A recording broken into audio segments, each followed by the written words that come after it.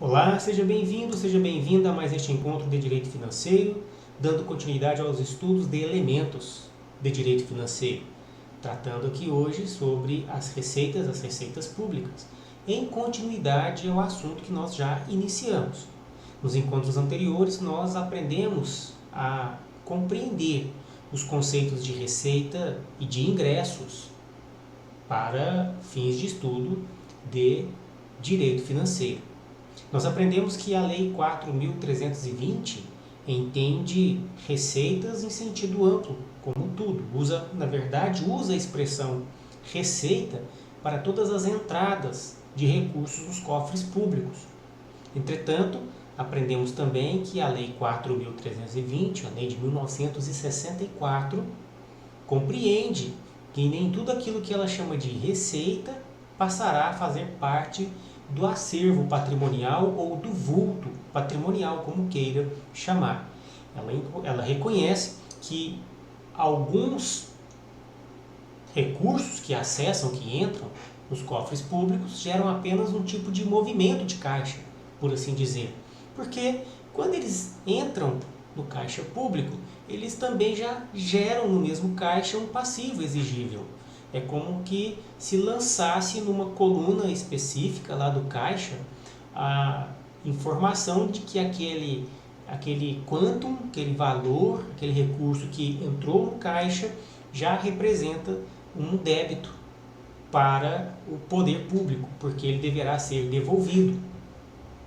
Mas nós aprendemos também que se aprendeu a usar uma outra expressão, uma expressão que não é utilizada pela Lei 4.320, mas é uma expressão que passou a ser utilizada e introduzida aqui nos nossos estudos como uma ferramenta de compreensão, de manipulação dessas receitas. E nós então aprendemos a usar a expressão, a palavra ingresso. E aprendemos que ingresso então é uma espécie de gênero.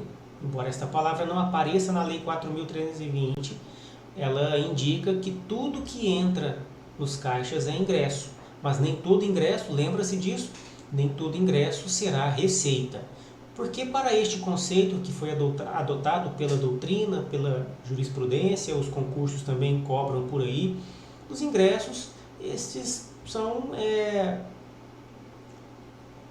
recursos, por assim dizer, que acessam, que entram para o caixa público, mas que se forem passíveis de ser utilizados pelo poder público, ou seja, se passarem a fazer parte do vulto patrimonial, aí sim serão chamados de receita, certo? Do outro norte, se não, ele entrou no caixa, então ingressou, daí a expressão ingresso, ingressou no caixa, mas não pode ser utilizado, porque deverá ser devolvido, por exemplo, um depósito calção. Então, neste caso, nós entendemos que vamos chamar isso apenas de ingresso, tá certo? Que é um conceito muito utilizado, aí a gente fez essa revisão. As aulas anteriores, nós tratamos estas receitas, ou esses ingressos, vamos usar aqui o sentido lato, falando aí das classificações destes ingressos, inclui também receitas, do ponto de vista de doutrina e de jurisprudência. O encontro de hoje visa trazer agora a visão quanto à categoria econômica das receitas, tá certo? Categoria econômica das receitas, à luz agora da Lei 4.320 de 64. Relembro que a ideia é que apenas abordemos conceitos rápidos, conceitos simples, mas que são suficientes para que você consiga progredir com os seus estudos de direito financeiro, tá certo, pessoal? Então, espero que você goste deste conteúdo, ele é bastante interessante. Como eu havia dito, então, nós falaremos hoje quanto à categoria econômica das receitas, tá bem? É uma classificação feita pela Lei 4.320. Vou colocar na tela para facilitar uma orientação desta aula, para que você tenha um referencial também visual para acompanhar o raciocínio destes elementos. É bastante simples, tenho certeza que você vai compreender bem e continuar os seus estudos. está aí na tela para você. A categoria realmente econômica, né, a classificação que nós vamos falar, é feita pela Lei 4.320. O artigo 11 da Lei 4.320 nos diz assim: a receita classificar-se-á nas seguintes categorias econômicas: receitas correntes e receitas de capital. Percebe que não é um conceito complicado, né? Não é uma classificação de categorias extensa. Ela traz apenas duas para que nós estudemos: receitas correntes e receitas de capital. Então vamos lançar um olhar hoje sobre estas categorias, as receitas correntes e as receitas de capital. Se tudo der certo, nós conseguiremos ver todas elas, tá? De uma maneira mais geral, como é a proposta destes encontros. Observe então aí no seu esquema, nesse esquema que aparece, que se a gente esquematizar só para poder ter uma referência visual, estas categorias ficam muito simples. Observe aí, olha, as receitas são apenas correntes e de capital. Bem simples. Não precisa decorar, é importante que você conheça. Voltando um slide, você vê a referência aí no artigo 11 da Lei 4.320. Mantenha esta lei aí, se você conseguir ter essa lei junto com você aqui em tempo real, enquanto assiste a aula, melhor ainda. Você pode ir acompanhando. Mas se não tem como, vai aí mesmo nas referências que o professor anotou para você. Aí então o nosso esquema, a Lei 4.320 trazendo essas duas categorias, receitas correntes e de capital. Vamos lançar aqui um olhar sobre as receitas correntes. Primeiro, falando um pouquinho sobre o conceito que seria receitas correntes. A expressão já te indica alguma coisa: correntes, corriqueiro, natural, que sempre acontece. Como se trata, portanto, de receitas que estão sempre acontecendo, elas estão mais fáceis para o ente público. Elas estão mais acessíveis, mais disponíveis para o Estado. Estado em sentido lato, tá, pessoal? Em sentido amplo. Todos os entes da federação se submetem a estes mesmos mecanismos. Podemos dizer, então, que as receitas correntes são recursos mais abundantes, por assim dizer. E é com eles que se financia os objetivos do Estado. Veja, não apenas com ele, não apenas com as receitas correntes, mas eminentemente são elas que são utilizadas para operacionalizar as missões que o poder público tem para com os seus domésticos, tá certo, pessoal? As pessoas que estão submissos ao poder público, né, esperando dele uma prestação. As receitas correntes, portanto, são essas, de acesso mais abundante e que podem ser utilizados com mais facilidade pelo poder público. Ela tem algumas características, não são apenas estas, mas estas aí são as características básicas que as receitas correntes possuem. Elas custeiam a máquina pública.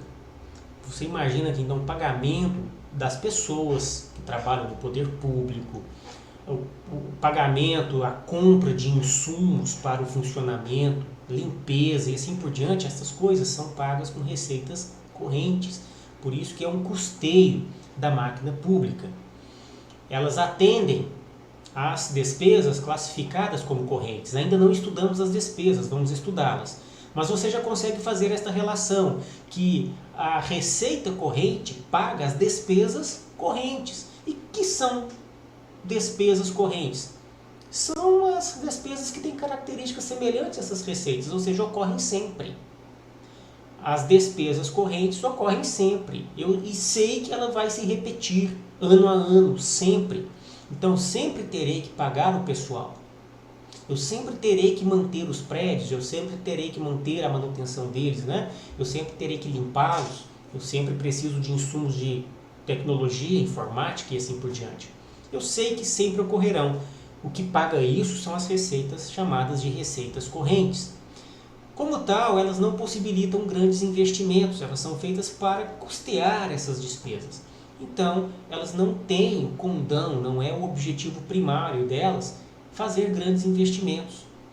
Construções, crescimento, isso não é eminentemente deste tipo de receita, não é dela, não é da receita corrente. Aí você já entende que tem uma característica de continuidade no tempo, isso porque se elas pagam as despesas correntes, e as despesas correntes sempre ocorrem, sempre ocorrerá também as receitas correntes, por isso que ela tem essa continuidade no tempo. Aquela fluidez, ela sempre estará a ser utilizada. Relacionam-se com as receitas ordinárias, que são as que sempre ocorrem. Lembra que a gente colocou que atende as despesas classificadas como correntes? Esta característica praticamente se conecta com a última, que é essa relação com as receitas ordinárias. E é assim mesmo que funciona, não é? Você vai entender isso melhor com um pouco mais de tempo. E essas receitas correntes têm aí algumas características que nós já vimos e algumas classificações que nós precisamos observar também. O próximo slide traz para nós essas classificações. Veja, estamos falando das classificações das receitas correntes. São essas aí: 8. Tributária, de contribuição, patrimonial, agropecuária, industrial, de serviços, de transferências correntes ou outras receitas correntes. Como isso funciona, nós veremos ainda neste encontro. Vamos lançar então novamente nosso olhar para o artigo 11 da Lei 4.320. São receitas correntes, veja, aquela lista toda já está aí. Observou? Olha aí, olha, tributária, vamos voltar aqui, tributária, de contribuições, patrimonial, enfim, esta lista que você viu, esses oito itens aparecem aqui no artigo 11, parágrafo 1º da Lei 4.320. Então, a necessidade de decorar, pelo menos por enquanto, você não tem. Mas é importante compreender que estes conceitos, essas classificações estão inseridas na Lei 4.320, nesta lei que tem status de lei complementar. Lembra disso? Nós falamos, ela tem status, embora ordinária em construção, ela tem status de lei complementar. Vamos avançar então para a gente compreender melhor. A primeira das receitas é a tributária. Vamos olhar novamente para o artigo 11. Observe aí que a primeira que aparece na lista é a tributária. É para ela que nós vamos lançar o nosso olhar agora. Ocorre que para falarmos disso eu preciso fazer um adendo rápido com vocês. Um tratamento um pouco mais cuidadoso acerca destas receitas de característica ou de classificação tributária. Então eu separei aqui alguns slides para nos orientar neste encontro, a fim de que você tenha agora uma visão a respeito da receita corrente tributária. Não é difícil o assunto, mas ele tem uma característica importante que é preciso que você observe para compreender bem este tema. Entramos então no nosso adendo e vamos falar agora dos tributos como receitas. Lembre-se que nós estamos falando da receita corrente tributária. Então vamos falar sobre os tributos como receitas. E aqui de cara você já percebe que há uma visão de tributos para o direito tributário e há uma visão de tributos para o direito financeiro. Sempre no contexto que você já sabe que são ciências absolutamente autônomas. Cada uma tem a sua missão, tá certo? Então, o direito financeiro e o direito tributário têm visões um pouco diferentes de tributos. Não enxergam os tributos exatamente da mesma forma, não. Vamos olhar para isso, então, a partir de agora. A primeira ressalva, na verdade, o primeiro estudo, assim fica melhor, é falar sobre os tributos, sobre a visão do direito tributário. Não é a nossa intenção invadir este teor, este conteúdo do professor de direito tributário. Mas é importante a gente relembrar aqui alguns detalhes para que este assunto passe a fazer sentido para você. Para o Código Tributário Nacional, que eu destaquei aqui, que é uma lei de 1966, e eu coloquei isso aqui de propósito para que você entenda onde chegaremos. Para o Código Tributário Nacional, segundo o seu artigo 5º, tributos são impostos, taxas e contribuições de melhoria. Isso está lá no artigo 5º desta Lei 5.172, que é o nosso Código Tributário.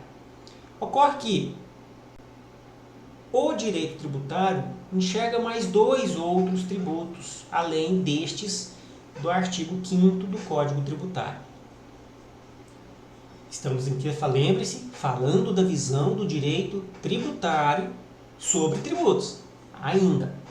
Então, para o direito tributário, entrou aí a visão da Constituição Federal, em vigor hoje, a de 1988. Para o artigo 148 dela, a União, mediante lei complementar, poderá instituir empréstimos compulsórios.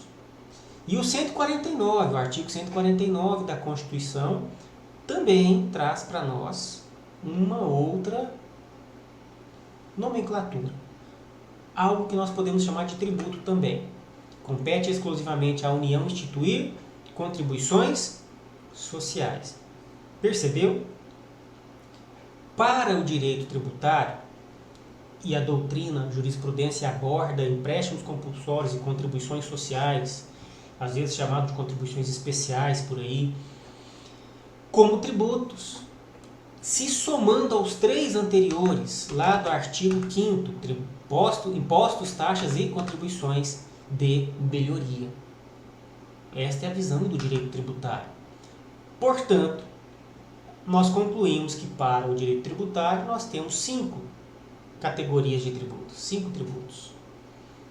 Impostos, as taxas, as contribuições de melhoria, estes 3 estão no artigo 5º do Código Tributário, empréstimos compulsórios e contribuições sociais, outros 2 acrescentados posteriormente com a Constituição de 88. Essa é a visão do direito tributário. E agora, a visão de tributos para o direito financeiro. Observe que interessante é isso aí. Para esta ciência, para o direito financeiro, nós temos a visão dele no artigo 9º, também da Lei 4.320. Olhe o ano, 1964. Bem próximo, contemporâneo com o Código Tributário. Ambos dos anos 1960, percebe? O que você observa aí? Tributo é a receita derivada, e você já fez um estudo comigo sobre isso, o que é esta receita derivada, só para lembrar. Receita derivada é aquela que não vem do esforço do próprio ente público, vem de terceiro, vem do contribuinte, então vem de outrem, por isso é derivado. Então, tributo é a receita derivada instituída pelas entidades de direito público, compreendendo, veja, os impostos, as taxas e contribuições. O artigo continua, para nós interessa até aqui. Adriano, mas esse compreendendo aí não importa. A doutrina e a jurisprudência já entendem que são estes 3 os tributos que o direito financeiro enxerga.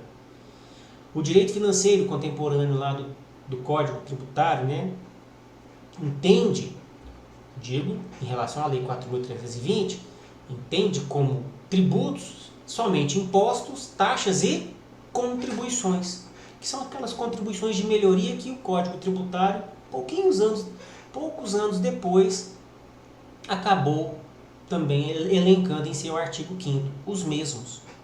São esses os 3. E é importante você observar que, posteriormente, não houve nenhuma inserção, nenhum acréscimo, nenhuma menção de outros tributos serem reconhecidos pelo direito financeiro. De modo que você pode concluir com tranquilidade e pode admitir com tranquilidade que o direito financeiro enxerga como tributos os impostos, as taxas e as contribuições. São essas contribuições aí de melhoria.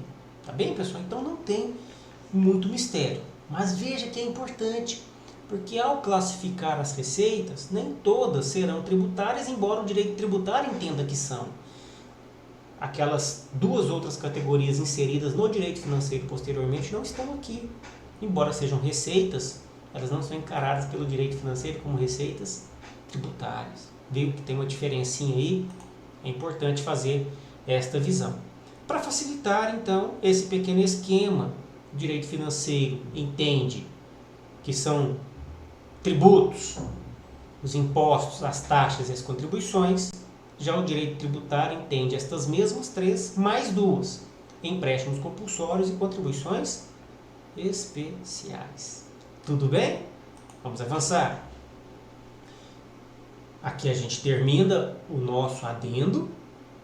Você já entendeu qual é o adendo? Essa visão é compreender a visão do direito financeiro em relação aos tributos, diferente do direito tributário. O direito tributário enxerga 5, o direito financeiro enxerga apenas 3, tá certo? As 3 que o direito tributário enxergava antes da Constituição de 88. Tudo bem? Vamos avançar então nesse estudo da receita corrente tributária. Portanto, se o direito financeiro enxerga apenas esses 3 tributos como tributos, para ele, a receita corrente tributária diz respeito apenas àquela arrecadação que se origina dos impostos, das taxas e das contribuições, que são as contribuições de melhoria. Isso para ele é receita corrente tributária, que é na categoria doutrinária derivada. Perfeito? Avançando então. Vimos a tributária, não precisa mais do que isso. Receita corrente de contribuições. O que seria a receita corrente de contribuições, pessoal? Simples, não tem muito mistério em relação a isso não. É aquela receita que vem das contribuições sociais. Essas contribuições sociais não é também a nossa missão ficar falando delas aqui, mas é só para lembrar estes conceitos. São aquelas que se destinam a custear a Seguridade Social. E a Seguridade Social compreende estes elementos que eu deixei anotado aí para você relembrar: Previdência, Saúde, Assistência Social. Está no rol aí o PIS/PASEP, COFINS, CSLL, né? A contribuição sobre lucro líquido e assim vai. Então você tem toda a praticidade depois de observar isso aqui. Lembro a vocês que devo deixar esse material para pesquisa para vocês. Entretanto, você já tem esse conteúdo. Esse conteúdo já está hospedado no AVA, lá no ambiente virtual de aprendizagem, no disco virtual. São os materiais 6 e 7 que eu postei em um arquivo compactado só. Basta você extraí-los e terá esses conteúdos lá. Tudo bem? Aproveite bem para afinar esses conceitos para vocês lá. Receita corrente patrimonial. O que seria essa receita corrente patrimonial mesmo? É simples. É aquela receita que vem da fruição do patrimônio público. É o próprio esforço estatal que consegue arrecadar recursos para operacionalizar a sua função estatal, não é? A sua missão estatal. Um exemplo clássico é o de aluguéis de prédios. Caiu até uma questãozinha na prova, se eu não estou enganado sobre isso, né? Cobrando ali a classificação doutrinária, você respondeu lá que nesse caso, né, se é um aluguel do próprio prédio público, o ente público alugando um prédio seu para outrem, então essa é uma receita doutrinariamente falando originária, que vem do próprio esforço do ente público na obtenção de recursos. Então esta é uma receita corrente patrimonial, que vem da exploração, digamos assim, né, do próprio patrimônio público. A receita corrente agropecuária é aquele recurso que se arrecada com a exploração econômica, lógico que por parte do ente público, de atividades agropecuárias. Estão incluídos aí a venda de produtos agrícolas, pecuários, reflorestamento e assim por diante, dentro de um contexto que, quando lemos o artigo 173 da Constituição Federal, nós entendemos que há situações que admitem que o Estado exerça uma função econômica mesmo, né? Que ele aja como um ente econômico, no mesmo cenário, não nas mesmíssimas condições, mas no mesmo cenário que é do particular, esse cenário aqui de atuação do particular. Então, fica aquela orientação, na verdade aquele incentivo para que você faça uma pesquisa a respeito disso. Relembre, você já estudou isso também em direito constitucional, que o Estado ele tem a sua missão precípua, mas ele acaba exercendo por meio de suas empresas uma função que nem sempre, uma atividade que nem sempre se relaciona diretamente com a sua atividade primária, né, a sua atividade principal. Então acaba exercendo uma atividade econômica mesmo. Eu vou deixar aqui na descrição deste vídeo, se você estiver assistindo este vídeo aqui no canal, no meu canal no YouTube, vou deixar aqui embaixo uma descrição, na descrição, na verdade, um link para um artigo simples, não é novo, não é um artigo novo, mas como estamos falando de conceito, talvez você goste de fazer essa leitura. É uma leitura rápida que vai te trazer lembranças a respeito deste assunto, porque você já realmente o estudou, né? Então está aí a receita corrente agropecuária, esta aí que vem realmente do exercício por parte do ente público de uma exploração econômica de característica agropecuária. Tá aí os exemplos: venda de produtos agrícolas, pecuários, reflorestamento e assim vai.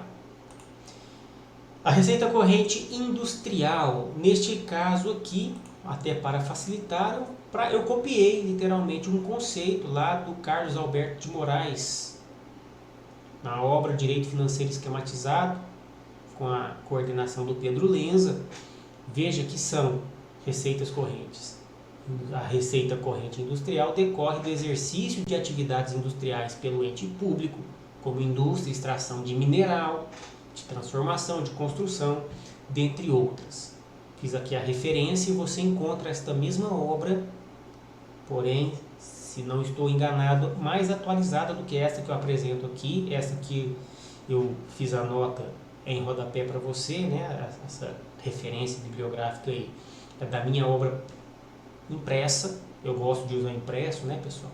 Vai ficando mais velho, começa a gostar mais ainda do impresso.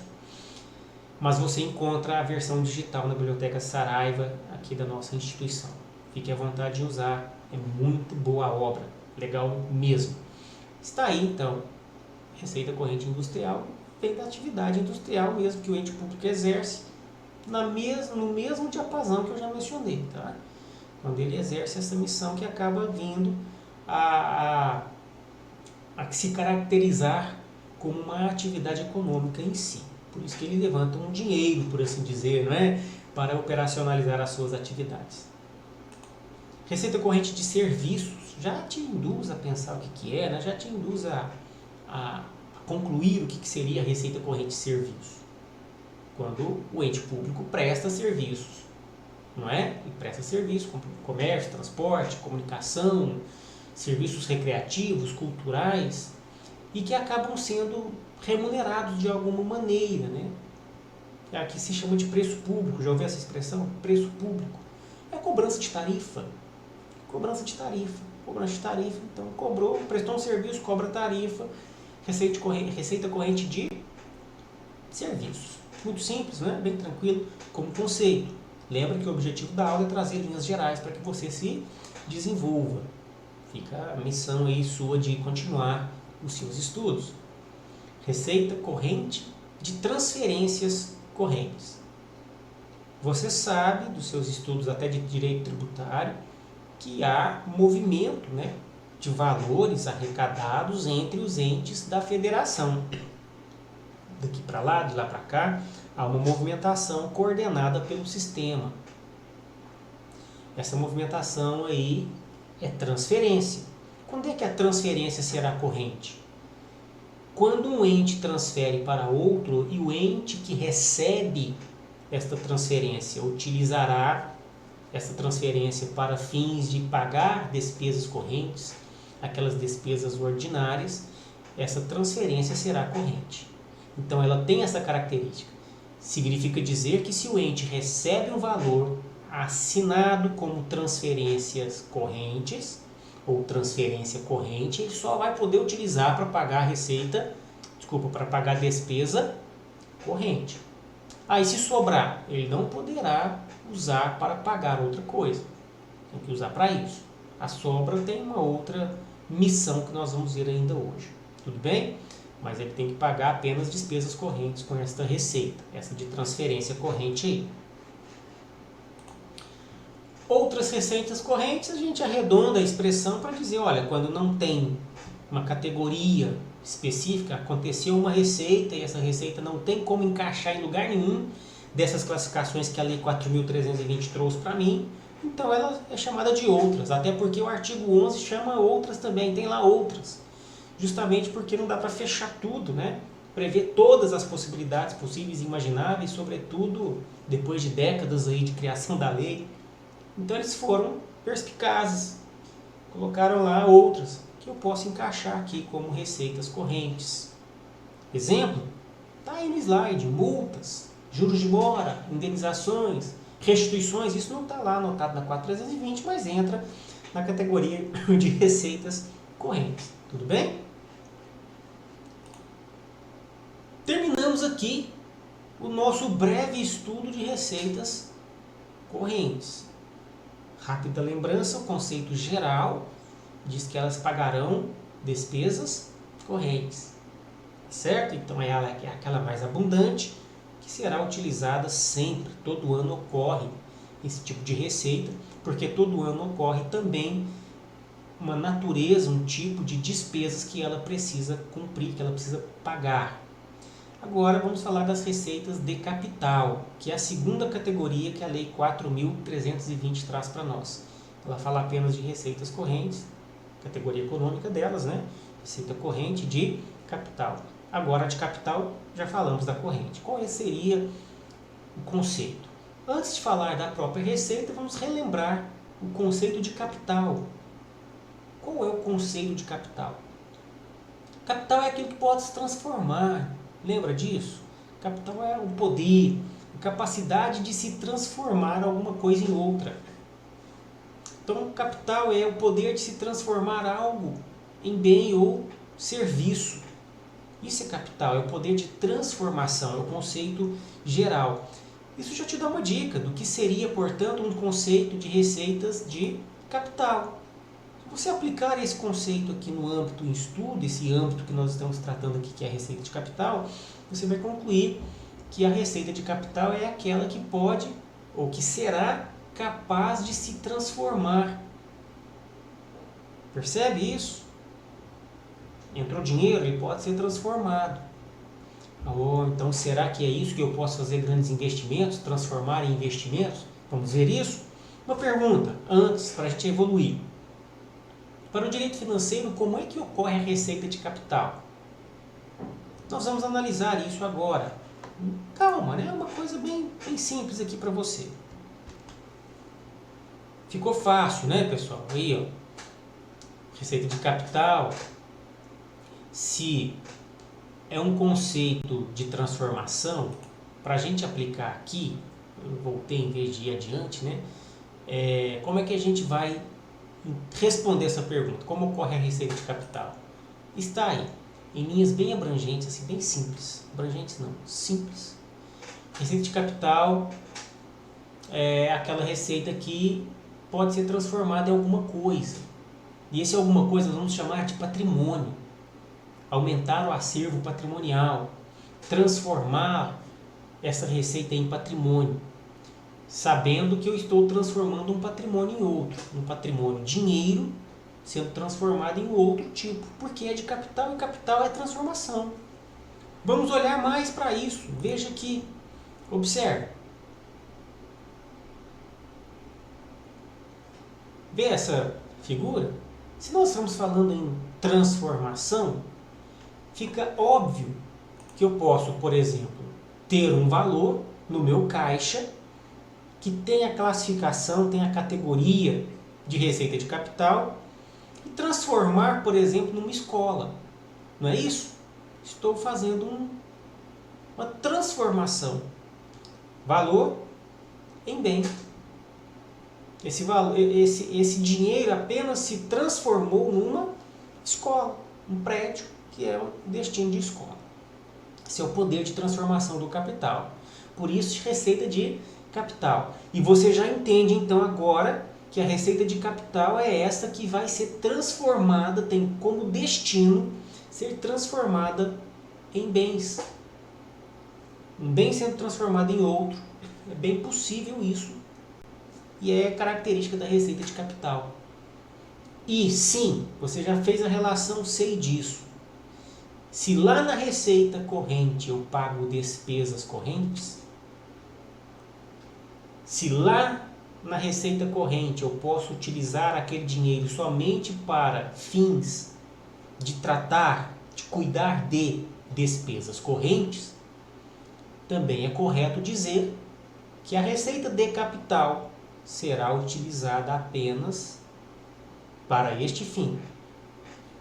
Despesas de capital. Embora não tenhamos estudado despesas ainda, você já começa a compreender o conceito. Aquela despesa de capital. Então, se eu tenho como uma despesa a construção de um prédio, por exemplo, aqui desta escola, do nosso exemplozinho aqui do slide, é uma despesa, a construção do prédio. Mas eu sei que isso é uma transformação, preciso transformar no prédio. O que eu vou transformar no prédio? Eu vou transformar uma receita de capital num prédio, escola.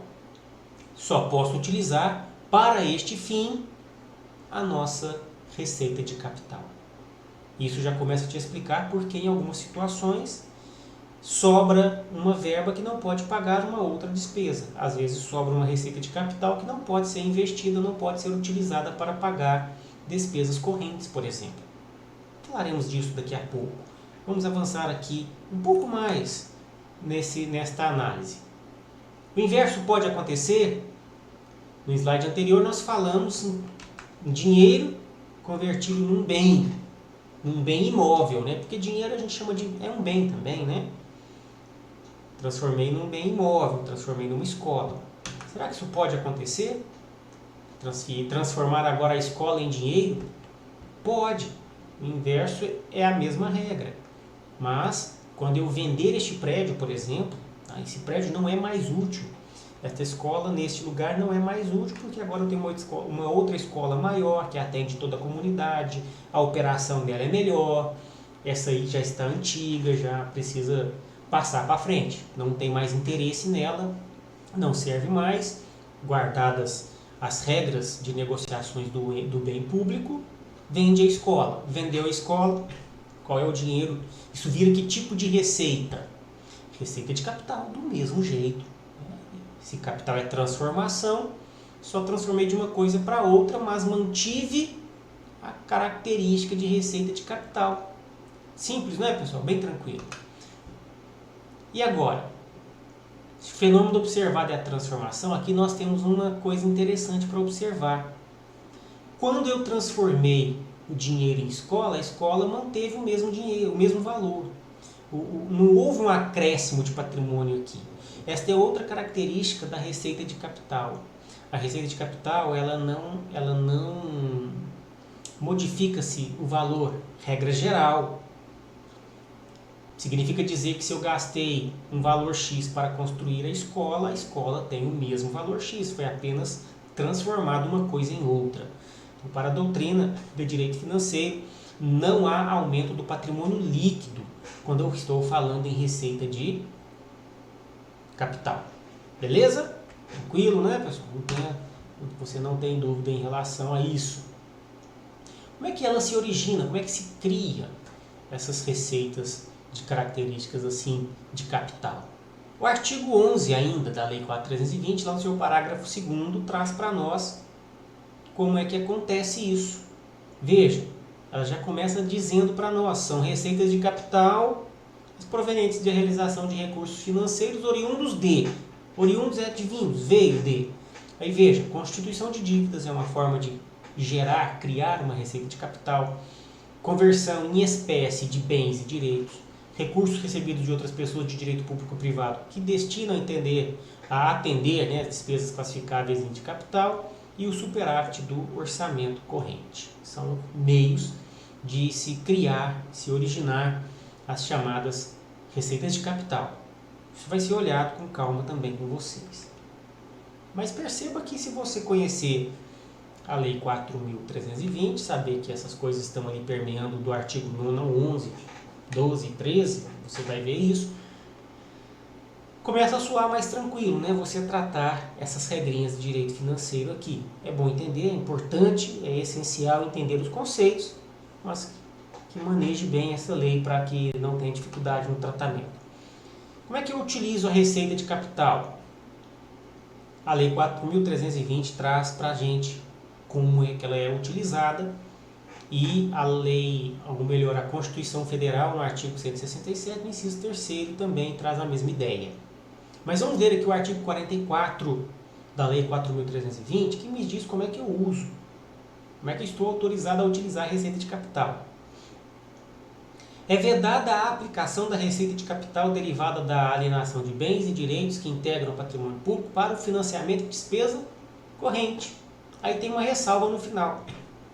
Salvo se destinada por lei aos regimes de previdência social geral e próprio dos servidores públicos. Veja que é uma exceção específica que está aí no final, mas a regra é isso.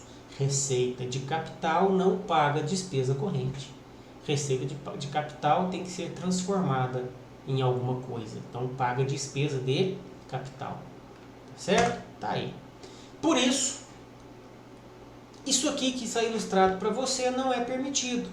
O que não é permitido? Lembra da nossa escola? Tem uma outra aí na sua tela, percebe? Tá aí a escola. Ela é um bem público? É. O que construiu essa escola foi receita de que tipo? Isso. Receita de capital. Aí a escola é vendida. Transformação, capital é transformação. Qual é a natureza da verba que voltou, que retornou? Mesmo que o imóvel tenha se valorizado, talvez você se pergunte, ainda é de capital. Mesmo aquele valorzinho a mais, é capital. O que aconteceu aqui? Desculpa. O bem público foi vendido, a nossa escola foi vendida, o dinheiro que veio dela continua sendo caracterizado, rubricado como receita de capital, portanto eu não posso pagar as despesas correntes, é proibido. Se fizer isso, é um problema, vai incidir na lei de responsabilidade fiscal depois. Não pode, percebe? Tá aí então a nossa descrição muito clara do artigo 44 da Lei 4.320. Quais são as espécies de receita de capital? Nós já falamos que estão lá no artigo 11 da Lei 4.320. Operações de crédito, alienação de bens, amortização de empréstimos e transferência de capital. Deixa eu tirar a minha carinha da frente aqui para facilitar a visão de vocês aí. Vamos lá. Receita de capital, operação de crédito. Lembrando que nós vamos observar uma a uma. São apenas essas 4 aí, né? Não tem muita dificuldade não. Receita de capital do tipo operação de crédito. Como é que isso acontece? Quando o Estado coloca títulos públicos à disposição dos particulares, é uma operação de crédito. Quando ele contrata empréstimos junto a entidades públicas ou privadas, interna, externa, isso não importa, mas quando ele contrata empréstimos, né, talvez ele queira cobrir ali alguns déficits, a gente viu isso, que isso é possível logo nos primeiros encontros, nós falamos isso. Quando o Estado, portanto, é tomador de recursos, essa receita de capital é do tipo operação de crédito. É uma receita de capital, certo? Então ela já está fácil para você, descrita lá no artigo 11 da Lei 4.320. Toma atenção a isso aqui. Agora a gente vai olhar isso com tranquilidade aqui. Tome bastante atenção com isso. Veja bem. Empréstimos compulsórios são considerados receita de capital. E são considerados receita de capital lá na modalidade operação de crédito. Mas você lembra, Adriano, mas empréstimo compulsório é tributo. Empréstimo compulsório é tributo na visão do direito tributário.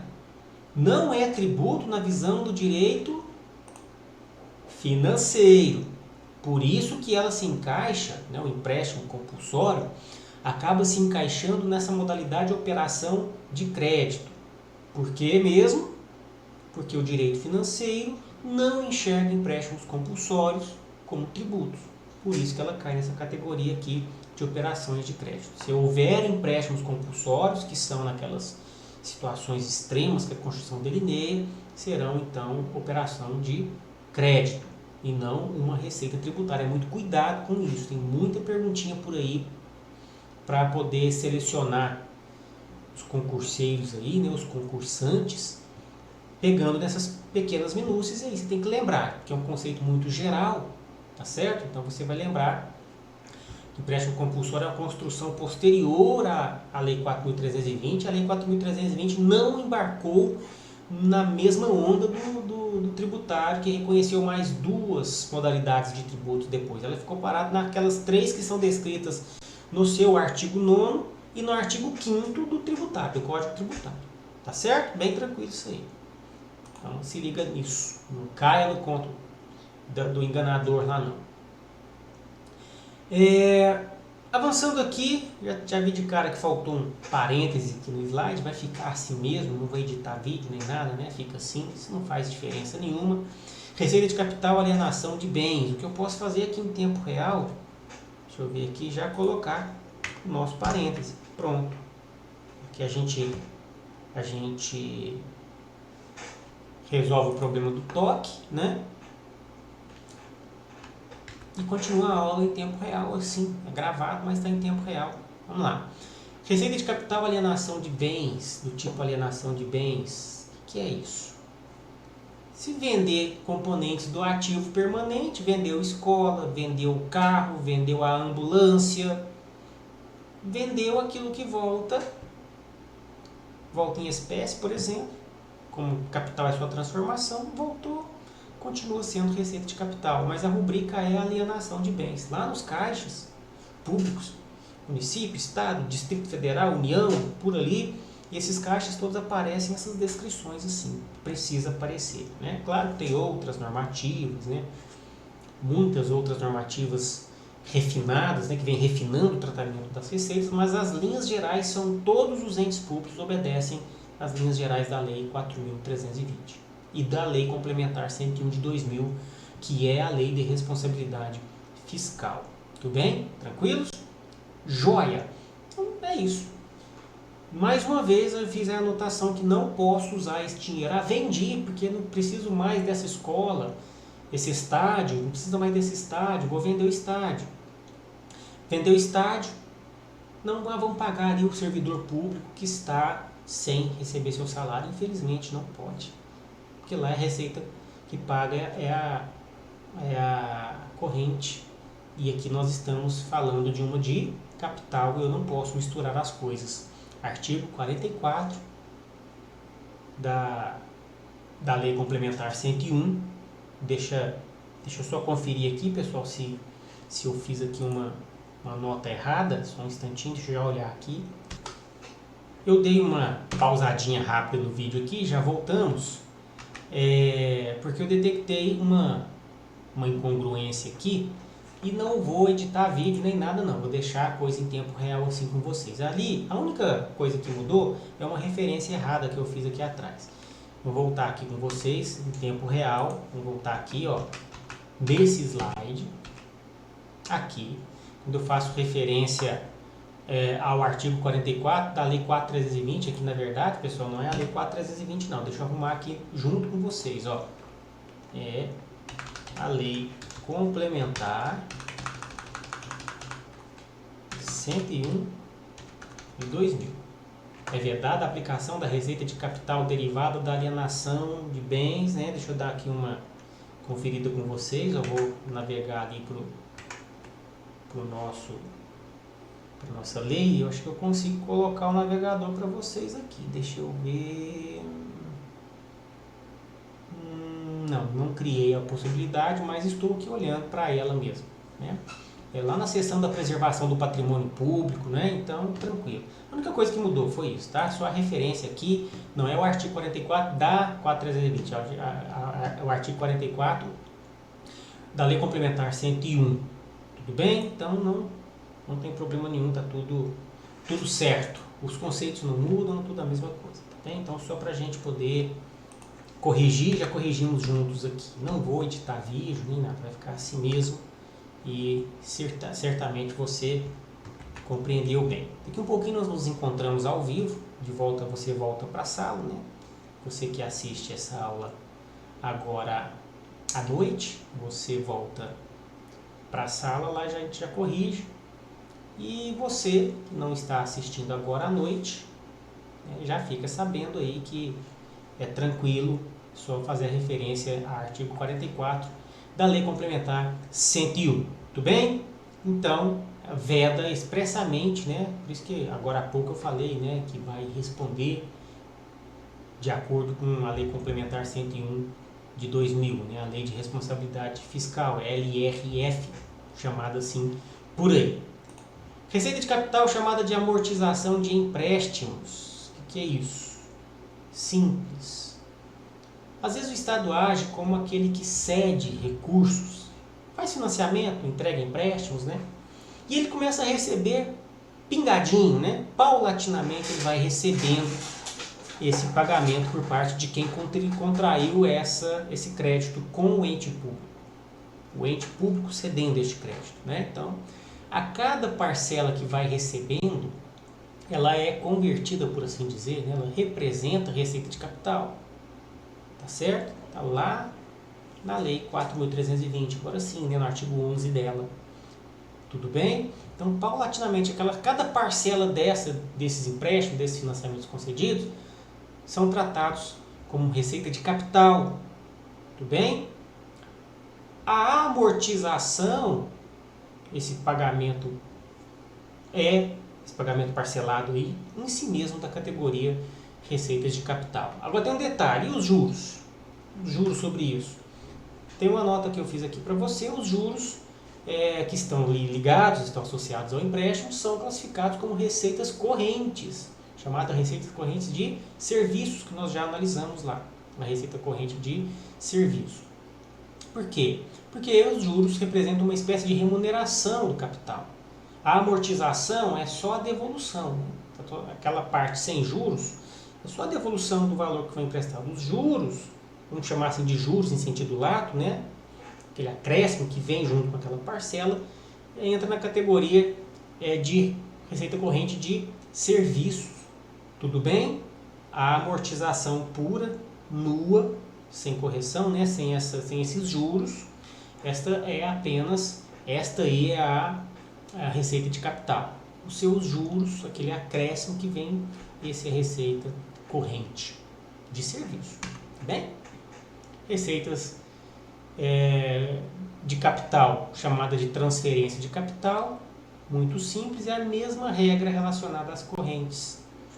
Se a transferência vem com a rubrica de capital, quer dizer que aquele ente que vai receber vai usar como capital. Vou poder construir o estádio, vou poder construir a escola, o hospital. Então isso é tudo com receita de capital. Tudo bem, pessoal? Então bem tranquilo. Receita de capital chamada de superávit do orçamento. Superávit é sobra, né? Quando sobra receita, que receita que tem que sobrar? A corrente, porque é esta que paga aquela contaiada, né? aquelas contas que são representadas ou chamadas de corriqueiras, de comuns, de ordinárias, de receitas correntes, que sempre ocorrem, né? Então essas aí são pagas, e se sobrar naquele exercício, né? Se sobrar dinheiro, então essa sobra, esse superávit, que é um positivo, né? Entre despesas e receitas correntes, então este superávit, ele é receita da receita corrente, ele é receita de capital. O superávit é receita de capital. Isso explica porque é bom, porque é importante que se economize, que sobre dinheiro de rubrica corrente, para o exercício seguinte, porque quando sobra, ela entra na categoria de capital e pode ser aplicada em grandes investimentos, construção de hospital, melhoria de estradas, enfim, fazer estradas, praças, enfim, grandes investimentos. Né? Crescimento, que é o que representa, o que expressa a receita de capital. Tudo bem? A gente faz uma nota aqui, que vem do artigo 11, parágrafos 2º e 3º da Lei 4.320, que o legislador ele faz um destaque que o superávit do orçamento, que é receita de capital, ele não faz parte do orçamento, ele não é item de receita orçamentária. Não vai colocar no orçamento, haverá um superávit, não vai colocar isso no orçamento. Então o superávit ele não é uma receita orçamentária, é uma receita de capital. A receita de capital, embora seja prevista no orçamento, esta é prevista no orçamento, mesmo assim, quando eu falo em superávit do orçamento, o superávit em si ele não é previsto no orçamento, mas é convertido, ele é entendido como receita de capital, embora ele derive entre aspas, né, da receita corrente. O superávit é uma verba extra-orçamentária, portanto, isto porque não aparece, é lógico, né, lá no orçamento. Sobrou, tem superávit, então faz parte do orçamento, extra-orçamentária, receita de capital. Receita de capital. Entrou para o cofre público como receita de capital. E aqui a gente encerra de uma maneira bem rápida, né, bem abrangente, a nossa aula de hoje, ao tratar dessas receitas, dessas classificações das receitas. Falamos hoje da corrente e da de capital, e também fizemos aquele adendo na receita corrente tributária para poder entender a visão distinta que o direito financeiro e o direito tributário possuem a respeito de tributos. Tudo bem, pessoal?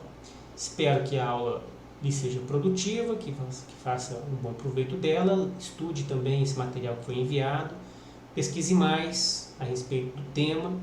Vou providenciar, como disse aí no curso do vídeo, colar o link aqui na descrição do vídeo, se eu der conta. Se não tiver lá é porque não dei conta, tá? Para que você, se quiser, faça aquela leitura da atividade estatal quando ela é própria, né, sua atividade própria, sua missão, e quando ela é apenas econômica.